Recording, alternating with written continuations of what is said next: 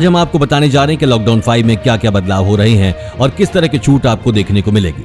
जैसा कि आप जानते हैं, मोदी सरकार ने 2 महीने लगातार लॉकडाउन रखने के बाद अब इसे धीरे धीरे खोलना शुरू कर दिया है और इसमें जो बातें ध्यान रखने की जरूरत है, इन सभी से जुड़ी हर छोटी से छोटी खबर हम आपको आज के वीडियो में देने वाले हैं। तो इस वीडियो को पूरा जरूर देखिए। इसी के साथ चीनी बीमारी के आंकड़े देख लेते हैं। अब तक 2,27,051 केस हो चुके हैं। पिछले 24 घंटे में सबसे ज्यादा 9,838 नए मामले सामने आए और 1,09,462 ठीक हो चुके हैं। ये आंकड़े हर घंटे बढ़ रहे हैं। चलिए बढ़ते हैं आज की बड़ी हेडलाइंस की तरफ। आज आप देखेंगे केंद्र सरकार ने दिए संकेत, दोबारा से लगाया जा सकता है लॉकडाउन। जानिए पूरी खबर और साथ ही देखेंगे स्कूल खुलने की तैयारी शुरू, लेकिन अब इन नियमों के साथ क्लास में बैठेंगे बच्चे और अब गांव-गांव तक पहुंचेंगी नौकरियां, लोगों को नहीं होना पड़ेगा परेशान। आगे देखेंगे स्पेशल ट्रेन में चाहिए आरक्षित टिकट, तो इस खबर को जरूर जानिए। साथ ही साथ अब मंदिरों में नहीं बटेगा प्रसाद और मस्जिदों में ये रूल लागू। जाने धार्मिक स्थल में जाने के लिए क्या है गाइडलाइंस। हर खबर को विस्तार से जानने के लिए वीडियो के साथ बने रहिए। लेकिन उससे पहले इस वीडियो को बनाने में मुझे बहुत मेहनत लगती है और इस मेहनत के लिए वीडियो को आप एक छोटा सा लाइक जरूर कर दें। बिना देरी के लिए चलते हैं आपको हमारी आज की सबसे पहली बड़ी खबर की तरफ। केंद्र सरकार ने दिए संकेत, दोबारा से बढ़ाया जा सकता है लॉकडाउन। दोस्तों, 2 महीने के लॉकडाउन के इंतजार के बाद अब जाके केंद्र सरकार धीरे धीरे लॉकडाउन को खोलने की तैयारी कर रही है। ऐसे में 8 जून से अनलॉक फेज 1 शुरू हो रहा है, जब धार्मिक स्थल, स्कूल, शॉपिंग मॉल, कॉम्प्लेक्स खुलने वाले हैं। लेकिन वहीं गौरतलब है कि इसी के साथ चीनी बीमारी के बढ़ते केसेस संकट खड़ा कर रहे हैं। अभी संकेत ये नजर आ रहे हैं कि अगर चीनी बीमारी के केस बढ़ने बंद नहीं होते या उनके बढ़ने की गति कम नहीं होती तो सरकार दोबारा से लॉकडाउन को लगा सकती है। ये कहना गलत नहीं होगा कि सरकार अनलॉक फेज शुरू करके ये देखना चाहती है कि लोगों में चीनी बीमारी से बचने की कितनी क्षमता है। देश भर में हालात बहुत बुरे होते चले जा रहे हैं और ऐसे में सरकार के पास कोई दूसरा ऑप्शन ना बचने के कारण उन्होंने लॉकडाउन को हटाने का फैसला किया है। लेकिन क्या लॉकडाउन को ऐसे समय में हटाना सही होगा जब केसेस दिन ब दिन रिकॉर्ड तोड़ बढ़ रहे हैं? हालांकि इसी को देखते हुए दिल्ली के सीएम अरविंद केजरीवाल ने भी पहले ही लोगों से रिक्वेस्ट की थी कि वो एक दूसरे से दूरी बनाए रखें और अगर लोग ऐसा करते नहीं दिखे तो उन्हें मजबूरन से दोबारा दिल्ली में लॉकडाउन शुरू करना होगा। स्कूल खुलने की तैयारी शुरू, लेकिन अब नियमों के साथ क्लास में बैठेंगे बच्चे। पिछले 2 महीने से महामारी लॉकडाउन के चलते देश में स्कूल कॉलेज से लेकर हर संस्था बंद चल रही है। ऐसे में सरकार अनलॉक फेज 1 में स्कूल खोलने की तैयारी शुरू कर रही है। जुलाई में होने जा रही 10वीं और 12वीं कक्षा के एग्जाम के बाद स्कूलों को खोलने की शुरुआत की जा सकती है। लेकिन इसी के साथ सरकार नई गाइडलाइंस निकाल सकती है, जैसे कि स्कूल में बैठने के लिए हर बेंच के बीच में दूरी रखी जाएगी और एक बेंच में केवल एक ही बच्चा बैठ सकेगा। इसी के साथ हर क्लास में सैनिटाइजर रखा जाएगा और स्कूल में एंट्री करते हुए टीचर और बच्चों को सैनिटाइज करने की प्रक्रिया भी शुरू की जाएगी। स्कूलों में मास्क पहनना जरूरी होगा और साथ ही साथ स्कूल में सुबह की प्रेयर नहीं की जाएगी। स्कूल के नए सत्र में महीनों की कमी होने के कारण स्कूल के सिलेबस को कम किया जा सकता है। वहीं कॉलेज में भी इसी तरह के प्रावधान लागू किए जा सकते हैं। अब गांव-गांव पहुंचेगी नौकरियां, लोगों को नहीं होना पड़ेगा परेशान। गांव में रहने वाले मजदूरों और बेरोजगारों के लिए एक अच्छी खबर आई है। सीआईआई के नए प्रेसिडेंट उदय कोटक ने एक बयान में कहा है कि अब रूरल से अर्बन की तरफ नहीं बल्कि अर्बन से रूरल की तरफ गति बढ़ाने की जरूरत है। यानी कि गांव में रहने वाले बेरोजगारों को शहर में काम नहीं ढूंढना पड़ेगा, बल्कि बड़ी कंपनियों की फैक्ट्री ही गांव में लगाई जाएगी। लॉकडाउन में प्रवासी मजदूरों की हालत देखते हुए उदय कोटक ने इस तरह का बयान जारी किया है। उन्होंने कहा कि बड़ी कंपनियां अगर गांव में अपनी फैक्ट्री लगाएंगी तो मजदूरों को शहर आकर काम और रोजगार ढूंढने की जरूरत नहीं पड़ेगी, बल्कि वो अपने ही गांव में अपने परिवार के साथ रहकर वहां काम कर सकते हैं। ऐसे में कंपनी को भी फायदा होगा और मजदूरों को भी। इस वीडियो को देखते रहिए दोस्तों, क्योंकि आगे आने वाला है गर्भवती हथिनी के हत्यारों की सूचना देने पर मिलेंगे 1 लाख रुपए। स्पेशल ट्रेन में चाहिए आरक्षित टिकट, तो जरूर देखिए। अब ट्रेन से यात्रा करने के लिए आप ऑनलाइन के साथ ही रेलवे काउंटर, यात्री सुविधा केंद्र, common service centre, post office और मोबाइल ऐप के माध्यम से टिकट की बुकिंग करा सकेंगे। टिकट एजेंटों को भी यात्रा टिकट बुक कराने की अनुमति दे दी है। ऐसे में यदि आपको आरक्षित यात्रा टिकट चाहिए तो आप IRCTC की वेबसाइट पर जाकर यात्रा टिकट बुक करा सकते हैं। मोबाइल पर अगर आपने ऐप डाउनलोड किया है तो उससे भी टिकट की बुकिंग हो जाएगी। स्पेशल ट्रेनों से यात्रा के लिए 120 दिन पहले यानी 4 महीने पहले टिकट की बुकिंग की जा सकती है। ऐसे में यदि आपको आरक्षित टिकट चाहिए तो आप जितनी जल्दी बुकिंग करें उतना फायदा होगा। हालांकि फिलहाल इस सप्ताह इंतजार करना पड़ेगा। यही नहीं, अगर कहीं अचानक यात्रा करना चाह रहे हैं तो तत्काल टिकट की सुविधा भी है। एक दिन पहले तत्काल टिकट की बुकिंग की जा रही है।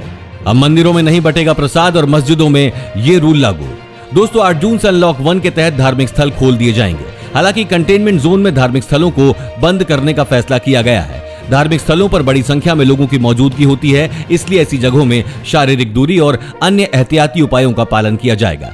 सामूहिक प्रार्थना से बचना होगा। इस दौरान बहुत अधिक लोग इकट्ठा हो जाते हैं। प्रसाद का बंटना और गंगा जल के छिड़काव जैसी चीजों की अनुमति नहीं मिलेगी। धार्मिक स्थलों पर प्रतिमाओं और पवित्र पुस्तकों को छूने पर पाबंदी होगी। मंदिर, मस्जिदों और गिरजाघरों में प्रवेश के लिए लगी लाइन में लोगों के बीच कम से कम 6 फुट की दूरी रखी जाएगी। 65 साल से ज्यादा उम्र के व्यक्तियों, गर्भवती महिलाओं, 10 साल से कम उम्र के बच्चों और गंभीर बीमारी से ग्रस्त मरीजों को जरूरी कामों और स्वास्थ्य संबंधी उद्देश्यों के अलावा अन्य परिस्थितियों में घर पर रहने की सलाह दी गई है। गर्भवती हथिनी के हत्यारों की सूचना देने पर मिलेंगे 1 लाख रुपए। केरल के मल्लपुरम में एक गर्भवती हथिनी ने पटाखों से भरा अनानास खा लिया था, जिसके बाद उसके मुंह में पटाखे फट जाने से उसकी मौत हो गई। संस्था का कहना है कि बहुत दुख की बात है कि एक गर्भवती हाथी को केरल में इस तरह से मौत मिली। हमें यह तय करना होगा कि इस तरह की घटनाओं में दोषियों को सजा मिले। अपराधियों के खिलाफ केस दर्ज करना होगा। हम जांच में अधिकारियों की मदद करेंगे। हम पूरी प्रक्रिया में मदद करेंगे। वाइल्ड लाइफ एसओएस ने हत्या में शामिल आरोपियों को पकड़वाने पर 1 लाख का इनाम घोषित किया है। जो भी इस केस में वन विभाग की मदद करेगा, उसके लिए वाइल्ड लाइफ एसओएस की ओर से ये इनाम दिया जाएगा। संस्था की ओर से कहा गया है कि अगर हाथियों के बचाने के अभियान से आप जुड़ना चाहते हैं तो एलिफेंट हेल्पलाइन नंबर 9971699727 पर कॉल करें या info@wildlifesos.org पर मेल करें। आप देखेंगे दोस्तों, बिना लिखित परीक्षा होगी रेल में सीधी भर्ती, जल्द करें आवेदन। दोस्तों, भारत में सिर्फ 1% ब्याज पर मिल सकता है कर्ज। जी हां दोस्तों, भारत में सबसे सस्ता लोन पीएफ अकाउंट लोन है, जिसे हम प्रोविडेंट फंड लोन के नाम से भी जानते हैं। इसमें 1% ब्याज पर आप जरूरत पड़ने पर कर्ज ले सकते हैं। आइए जानते हैं कैसे आप इसे पा सकते हैं। जब आप कहीं लोन लेने जाते हैं, चाहे वो पर्सनल लोन हो या गोल्ड लोन, तो आपको कई प्रकार की प्रक्रिया करनी पड़ती है और साथ ही ब्याज भी ज्यादा लगता है। परंतु जब आप यहां से लोन लेते हैं तो आपको मात्र 1% ब्याज पर लोन मिलता है। यहां लोन अकाउंट में मौजूद रकम के आधार पर मिलेगा। जी हां, भारत में पीएफ अकाउंट से जो लोन आपको मुहैया करवाया जाएगा वो आपके अकाउंट में मौजूद आपकी सेविंग यानी रकम को ध्यान में रखते हुए दिया जाता है। और बैंकों से जरूरत के आधार पर भी लोन मिलता है। जब आप बैंक जाते हैं तो लोन लेने के लिए बैंक आपको आपकी जरूरत के आधार पर लोन मुहैया करवाती है, परंतु वो इसके लिए आपसे किसी ना किसी चीज को गिरवी रखने की बात करती है या वो इसके बदले में आपसे अधिक ब्याज वसूलती है, चाहे वो पर्सनल लोन हो या होम लोन हो या किसी और प्रकार का लोन हो।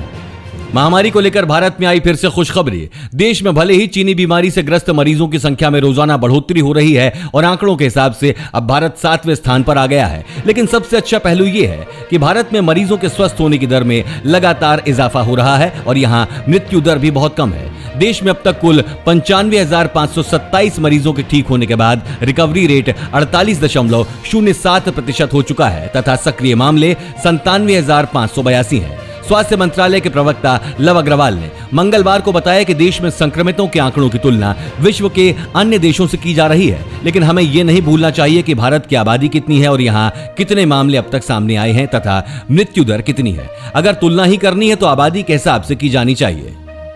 बिना लिखित परीक्षा रेल में होगी सीधी भर्ती, जल्द करें आवेदन। देश में महामारी के बीच उत्तर रेलवे ने कुछ पदों पर भर्तियां निकाली हैं, जो पद बिना लिखित परीक्षा ही भरे जाएंगे। इन पदों की संख्या 22 है, जिन पर आवेदन की अंतिम तिथि 10 जून है। आपको बता दें कि सभी भर्ती सीनियर रेजिडेंस पदों के लिए निकाली गई हैं। बता दें कि इन पदों पर चुने गए उम्मीदवारों को नई दिल्ली में उत्तर रेलवे केंद्रीय अस्पताल में सीनियर रेजिडेंसी के तहत नौकरी मिलेगी। अधिक जानकारी के लिए आप रेलवे की वेबसाइट पर जा। तो दोस्तों, क्या आप तैयार हैं साल की सबसे बड़ी पार्टी के लिए? क्योंकि हेलो को हो रहे हैं पूरे 2 साल और इसी को सेलिब्रेट करने के लिए आपके फेवरेट स्टार्स और सेलिब्रिटीज आने वाले हैं लाइव। यही नहीं, इन लाइव सेशंस को ज्वाइन करके आप जीत सकते हैं iPhones, Redmi phones, Amazon vouchers और बहुत सारे प्राइजेस। पार्टी चलेगी न 1 न 2 बल्कि 3 दिन। 6 से 8 जून तक अपने फेवरेट स्टार्स से लाइव इंटरेक्ट करने के लिए आप रिमाइंडर्स भी सेट कर सकते हैं। इसलिए अभी डाउनलोड करो हेलो ऐप और यूज करो हेलो स्टार लाइव पार्टी। और इसी के साथ देखेंगे दोस्तों, चीनी बीमारी के इलाज के लिए प्राइवेट अस्पताल करने वाले हैं कितना चार्ज। जानने के लिए वीडियो को देखते रहिए। केंद्रीय मंत्री निशंक का बयान, सीबीएसई के एग्जाम और स्कूल खोलने के बारे में बताई ये जरूरी बातें। एक न्यूज चैनल से खास बातचीत में भारत के मानव संसाधन मंत्री रमेश पोखरियाल निशंक ने दावा किया कि जब तक बच्चे स्कूल नहीं पहुंच पा रहे हैं तब तक ऑनलाइन क्लासेस के जरिए उनके स्कूल घर तक पहुंचेंगे। ई लर्निंग के अलावा फिलहाल कोई और विकल्प नहीं है। छात्रों की पढ़ाई बिल्कुल नहीं हो पाती, उससे बेहतर है कि घर बैठे बैठे उन्हें पढ़ने का मौका मिल रहा है। उन्होंने कहा, हमारे शिक्षा मंत्रालय ने घरों पर बच्चों को एक साथ ऑनलाइन शिक्षा देने की कोशिश की है। हमने बच्चों को निराश नहीं होने दिया है, अभिभावकों को परेशान नहीं होने दिया है। आज अध्यापक और अभिभावक दोनों मिलकर बच्चों को संवार रहे हैं। इसी के साथ लॉकडाउन से पहले सीबीएसई की 10वीं और 12वीं के कुछ विषयों की परीक्षा हो चुकी थी, लेकिन महामारी के चलते देश में सभी परीक्षाएं रद्द कर दी गईं। सीबीएसई के कुल 71 विषयों की परीक्षा भी हो चुकी थी और अब बचे हुए 29 विषयों की परीक्षा जुलाई के महीने में 1 से 15 तारीख के बीच होगी। 8 जून से बदल जाएगा घूमने का अंदाज, जानिए नया रूल। देश में महामारी के बीच 8 जून से लॉकडाउन को खोलने के पहले चरण के तौर पर अनलॉक 1 होने जा रहा है। इस अनलॉक 1 में केंद्र सरकार ने शॉपिंग मॉल्स, धार्मिक स्थान, रेस्तरां आदि खोलने की इजाजत दे दी है। हालांकि इसे खोलने के संदर्भ में राज्य सरकारें अपने हिसाब से भी फैसले ले रही हैं। इन चारों स्थानों पर जाने से पहले लोगों के लिए मास्क पहनना, 6 फीट की दूरी रखनी होगी, समय समय पर हाथों को सैनिटाइजर से साफ करना होगा और आरोग्य सेतु ऐप डाउनलोड करना होगा। गाइडलाइन में कहा गया है कि दफ्तरों में थूकने पर पूरी तरह से प्रतिबंध लगाया जाए। बता दें कि गृह मंत्रालय ने 8 जून से देश के मंदिरों, गिरजाघरों, मस्जिदों और गुरुद्वारों के साथ मॉल्स और रेस्तरां खोलने की अनुमति दे दी है। यह अनुमति कंटेनमेंट जोन के लिए नहीं होगी। चीनी बीमारी के इलाज के लिए प्राइवेट अस्पताल करने वाले हैं कितना चार्ज?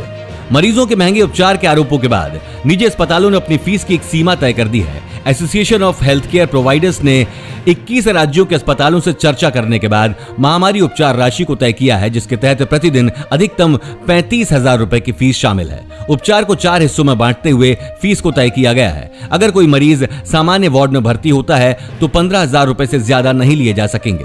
अगर कोई मरीज ऑक्सीजन के साथ वार्ड में है तो 20 और आइसोलेशन आईसीयू में 25,000 रुपए अधिकतम शुल्क तय किया गया है। अगर मरीज आइसोलेशन आईसीयू में है और उसे वेंटिलेटर की स्थिति है तो 35,000 रुपए अधिकतम फीस तय की है।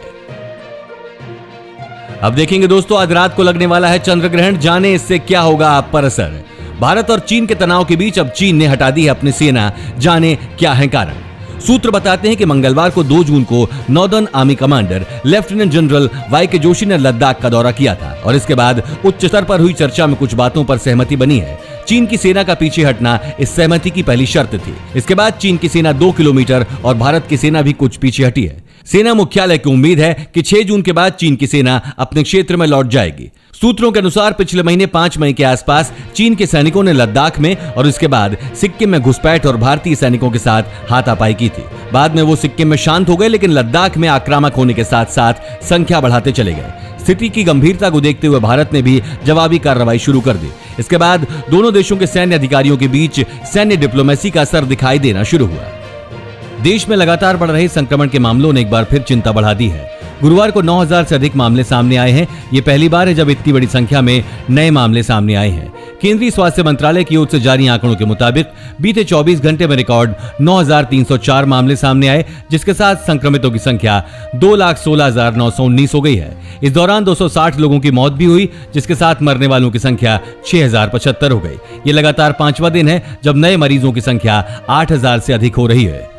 देश में इस समय सक्रिय मरीजों की संख्या 1,06,737 है, जबकि 1,04,107 लोग स्वस्थ होकर घर जा चुके हैं।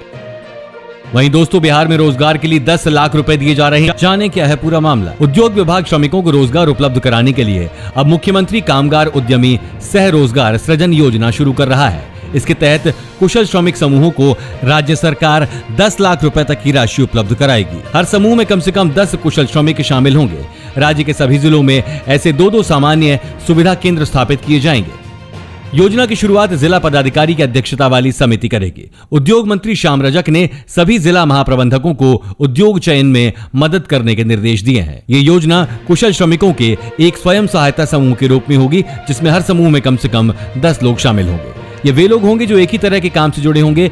इसमें उन्हीं श्रमिकों को शामिल किया जाएगा जिन्हें उस काम को करने का कम से कम 1 साल का अनुभव हो। आज रात को लगने वाला है चंद्र ग्रहण, जाने इससे क्या होगा आप पर असर। साल का दूसरा चंद्र ग्रहण 5 जून को लगने वाला है। ग्रहण के दौरान थोड़ी बहुत सावधानियां बरतनी होगी। 5 जून को लगने वाला चंद्र ग्रहण रात में 11:15 से शुरू होगा और रात में 2:34 पर खत्म होगा। ये चंद्र ग्रहण ज्येष्ठ पूर्णिमा के दिन लग रहा है। आइए जानते हैं कि ये चंद्र ग्रहण कब और कहां दिखाई देगा और भारत में इसका कितना असर होगा। ये एक उपछाया चंद्र ग्रहण है। शास्त्रों में उपछाया चंद्र ग्रहण को ग्रहण नहीं माना जाता है, इसलिए इस दिन कोई भी कार्य करने पर प्रतिबंध नहीं होगा। इस ग्रहण में चंद्रमा वृश्चिक राशि में ज्येष्ठ नक्षत्र में लगने वाला है। वृश्चिक राशि के लोगों को चंद्र ग्रहण के समय सावधान रहने की जरूरत है। दोस्तों, हमें बताइए कि आप लॉकडाउन के किस जोन में रहते हैं, ग्रीन, ऑरेंज, रेड या कंटेनमेंट जोन, ताकि हम उससे जुड़ी खबरें आप तक पहुंचा सकें। और अगर आपको ऐसे ही न्यूज हर रोज अपने मोबाइल फोन पर चाहिए तो बिना भूले हमारे चैनल को नीचे दिए गए लाल बटन को दबाकर सब्सक्राइब जरूर कर दें और साथ ही बेल आइकन को प्रेस करना न भूलें। धन्यवाद।